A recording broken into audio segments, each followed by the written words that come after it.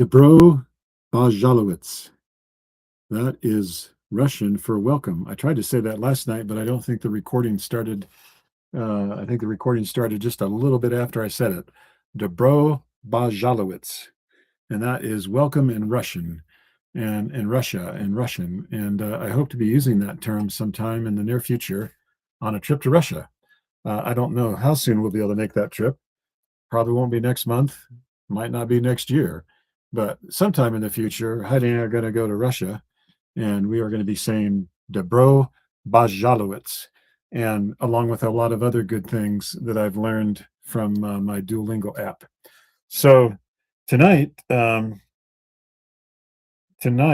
let's see. So tonight we were supposed to be doing Cheryl's boyfriend countdown calendar. Uh, and it was supposed to be, I think, segment 4, boyfriend for 4. But but she just let me know a minute ago, a minute before it was time to go live, that she wasn't quite feeling up to this tonight. I won't provide all the details, but she wasn't sure that she wanted to try this tonight. So we're going to get her on here another time to talk about her boyfriend. But I actually know who this person is, and I thought I might share some experience and perspective on my own. In fact, I'm just going to go ahead and kind of tell this story, and then she can chime in with some comments, and then she can also chime in tomorrow night or whenever and tell her part of it. But I actually know a good part of this story. I'm sure I don't know it all, but I know a good part of this story. So um, let's just jump right into the story here tonight, and then maybe I'll talk about a couple other health-related things here towards the end. So I've got my microphone on. It appears that we're streaming out here on Facebook. So I think we're in pretty good shape here. I think we're good to go. So Cheryl's fourth boyfriend was named Graham Gallagher, and Graham was came from a Latter-day Saint, a Mormon family who lived in Amherst. And I would suppose that Cheryl and Graham came across each other at some kind of a church function, maybe a church dance there, when they were both around 12 years old. And at some point, it was determined that we would have the Gallaghers come out to the farm for dinner. And they came out there, and we had a nice dinner with them. And I came to realize that the Gallaghers, they had two children. They had Graham, who was Cheryl's age, and Graham had a younger sister named Sandra. And Sandra was about 15, I'm sorry, let's make that 18. She's about 18 months younger than I was. So she was 2 class years behind me, but she was about 18 months younger than I was. So I didn't have any particular thing for Sandra right away, but anytime, I can tell you this, the farm was a lot of men.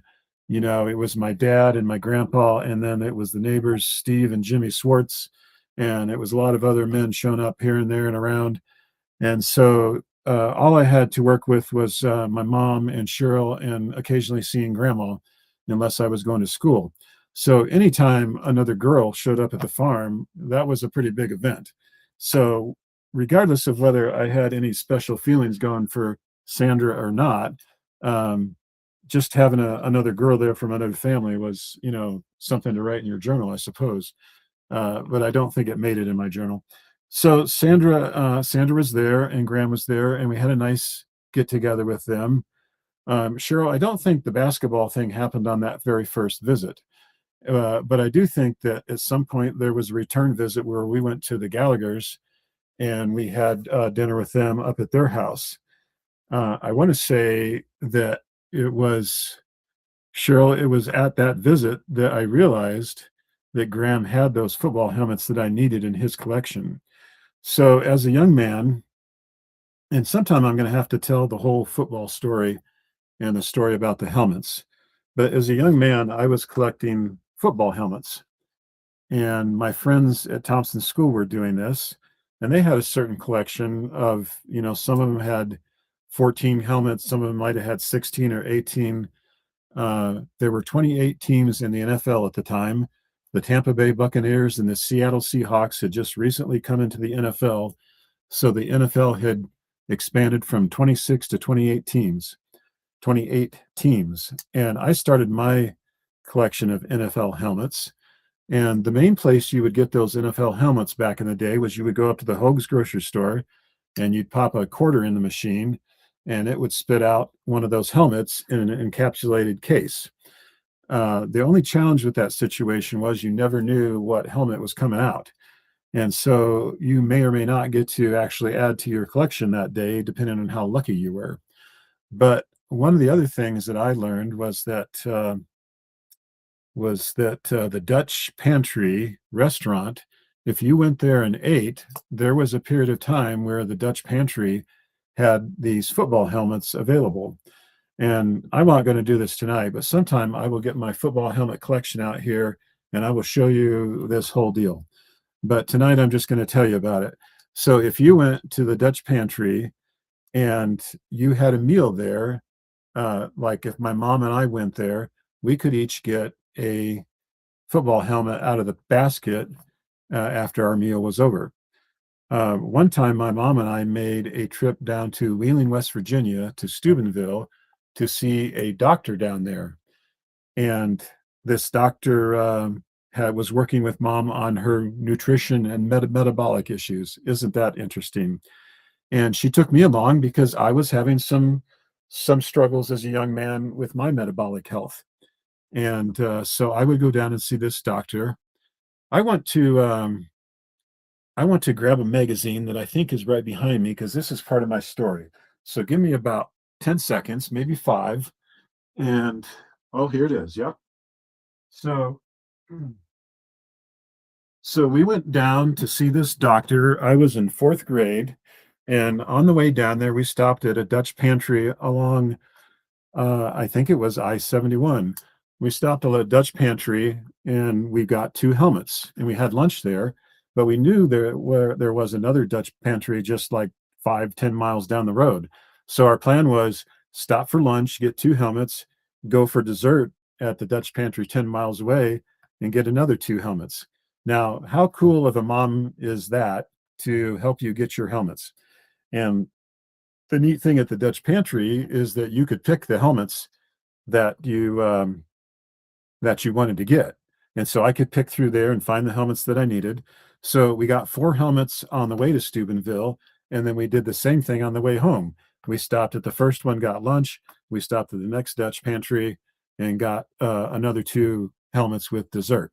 So I picked up eight much needed helmets there at the Dutch pantry on that trip.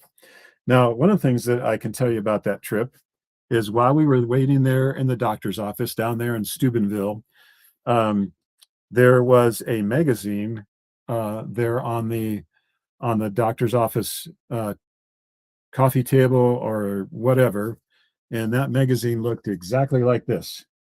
It was I was in fifth grade, so it was well. Let's see, what's the date on this? This is January 5th, 1976.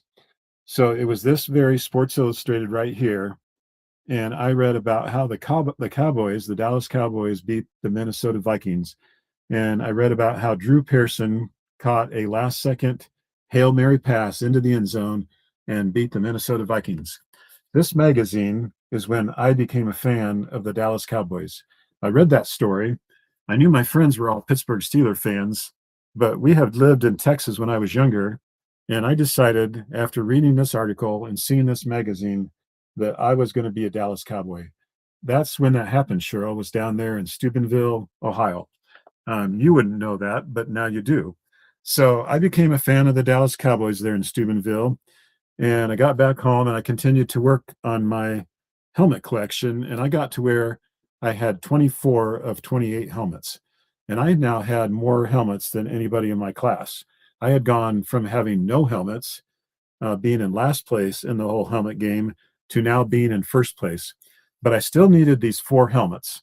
And I don't remember exactly which ones these were, but I know one of them was the Philadelphia Eagles. And um, one of them was probably the Green Bay Packers.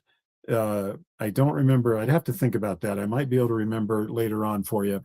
But I needed four helmets. They were hard to get. And we were up at the Gallagher's that day. And Graham, being a normal teenage boy, he had a little collection of helmets.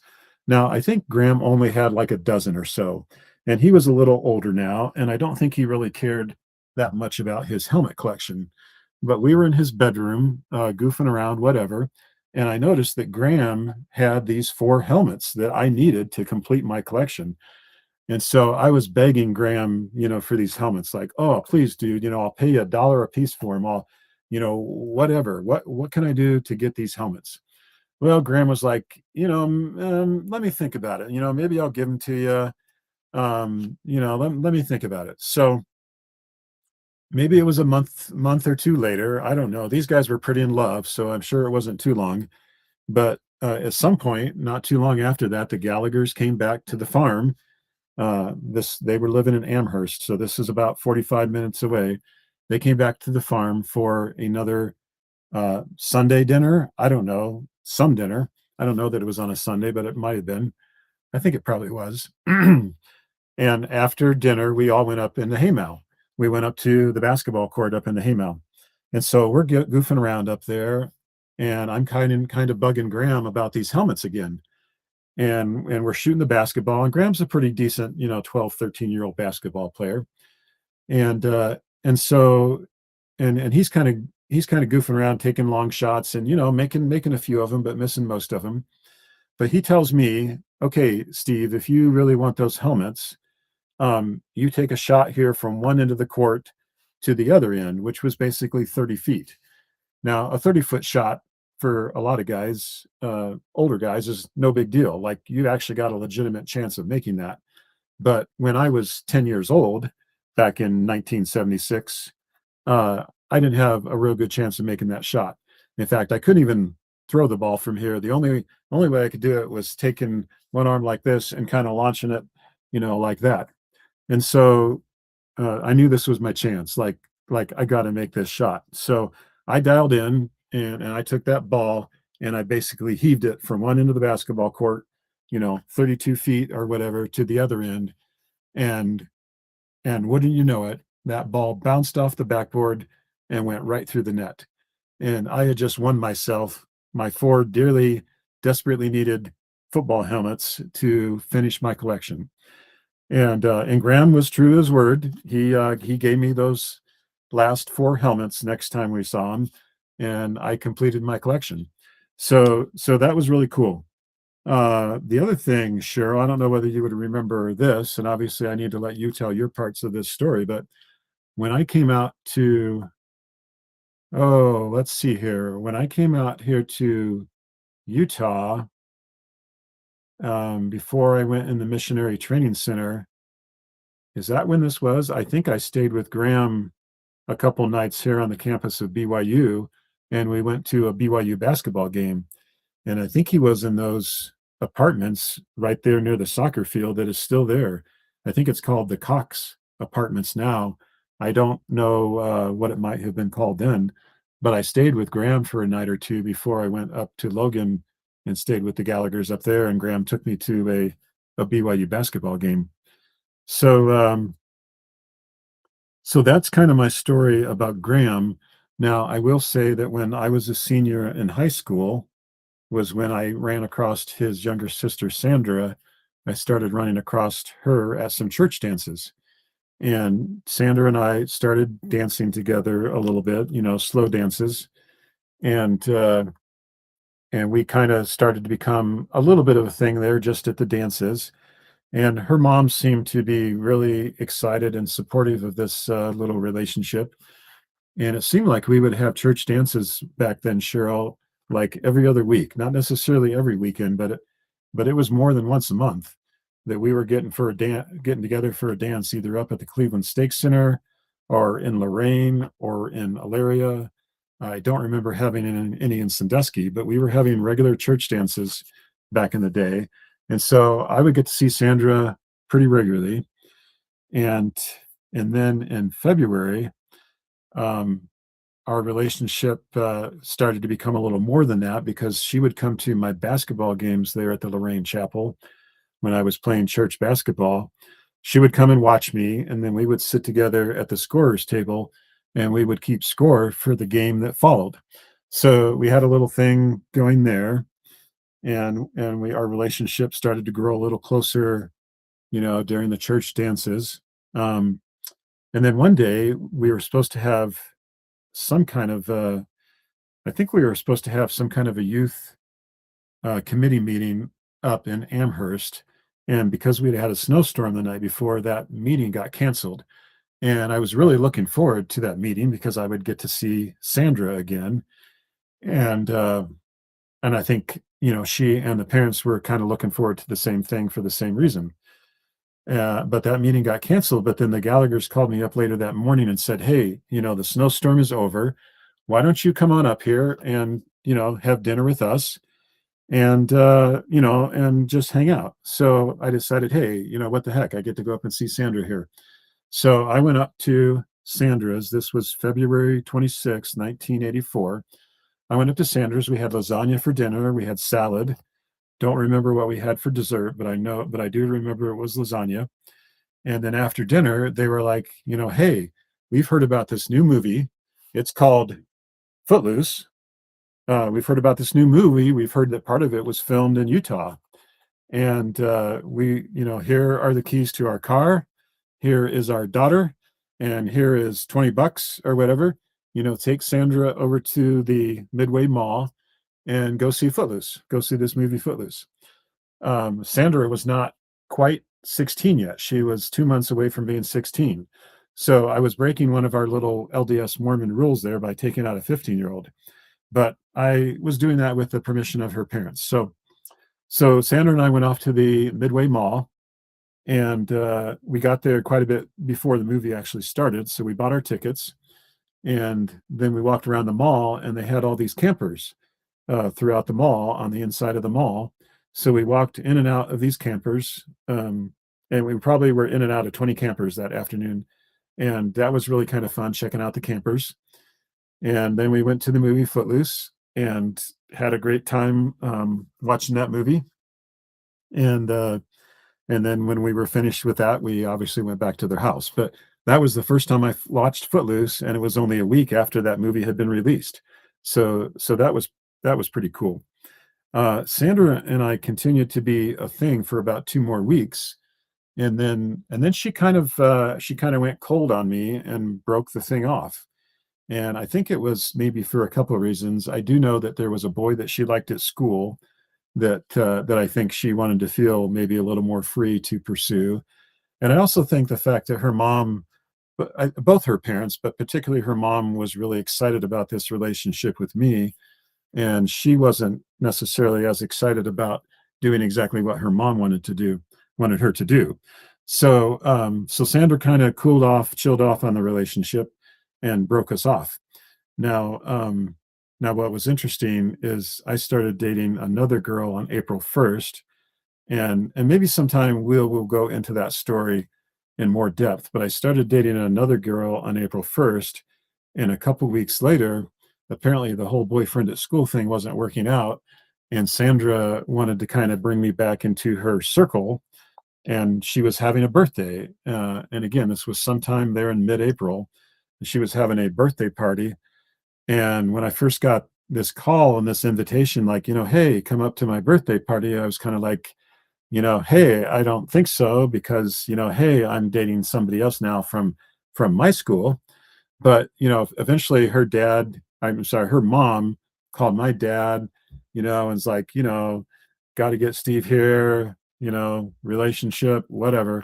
I don't know what that discussion was, but dad really encouraged me to go up this birthday party. So I went up to Sandra's birthday party and kind of hung out and was there and probably took her a little, gift, whatever.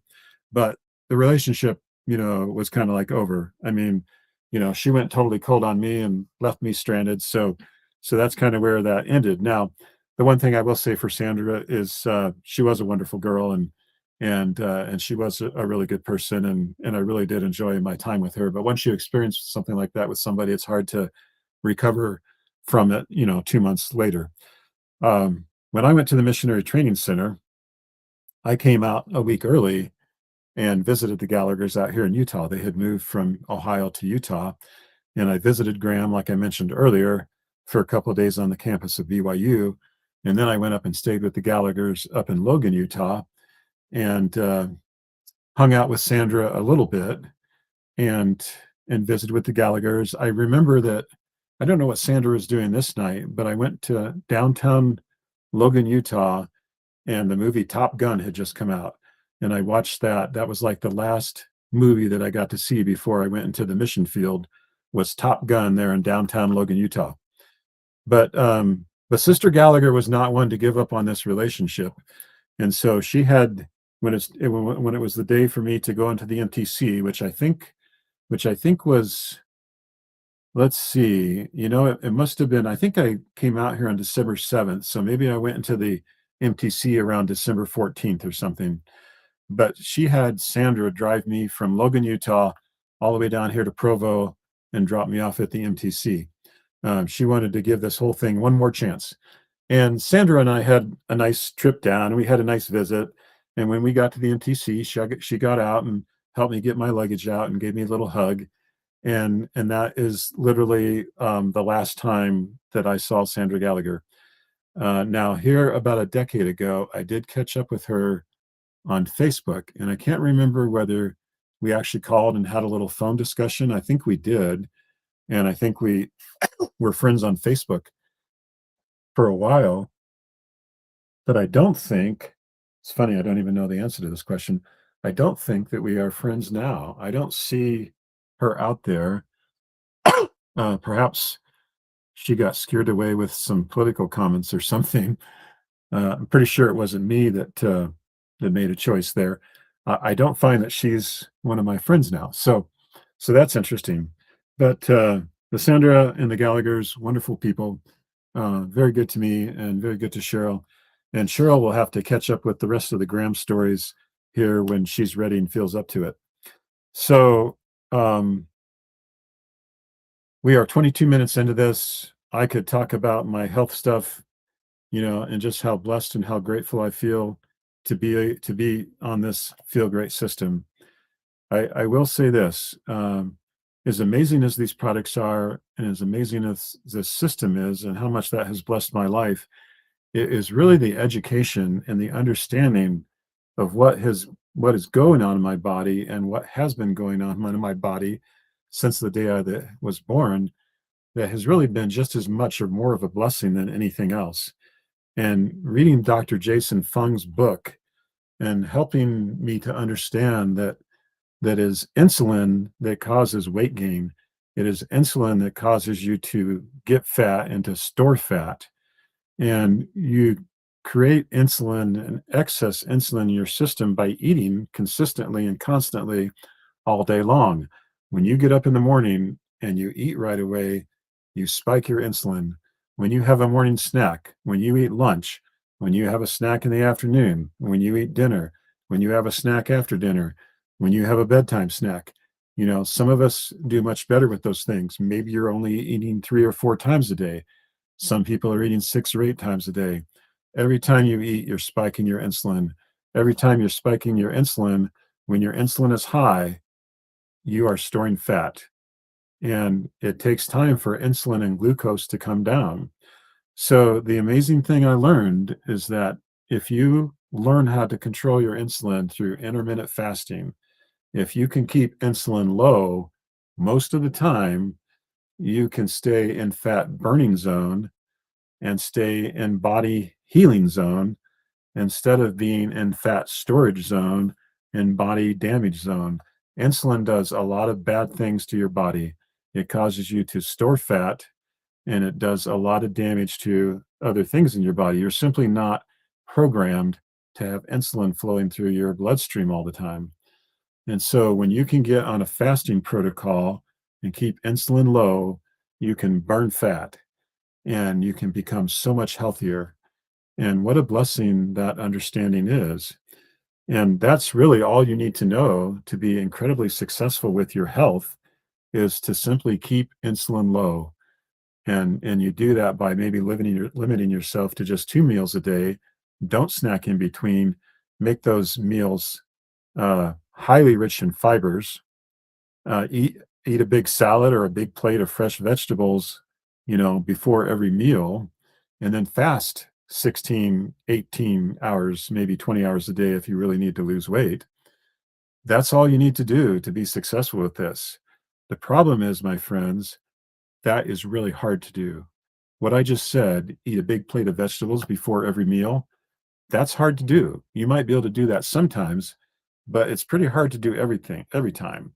And the other thing I said, fast 16, 18 hours a day, that is also really hard to do. It is very effective. Fasting is by far the most effective diet plan.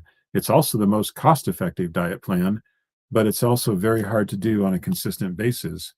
And that is why let's pull out the magic packages. That is exactly why I use these two products here. This fiber matrix allows me to have a huge boost of fiber before I eat my meal.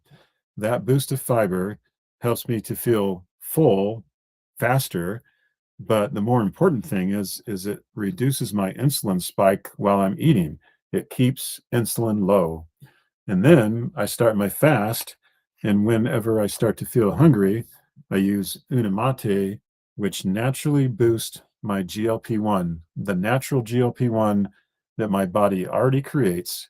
It's not a synthetic. There's no GLP-1 in here. This simply helps my body to boost its natural GLP-1, and then I don't feel hungry, and then I can fast 16, 18, 20 hours every day, and it's a very reasonable, even easy thing to do once you get used to it. And I am now almost 8 months into this program. I use these products every day. And now that I understand what these things are doing for me, and I've experienced it for 8 months, I will never not use these. I will never not use these products. I am so grateful for how good I feel when I get up in the morning, how good it feels to put my clothes on and have them fit the way I want to, how good it feels when I go to the rec center and play basketball and lift weights.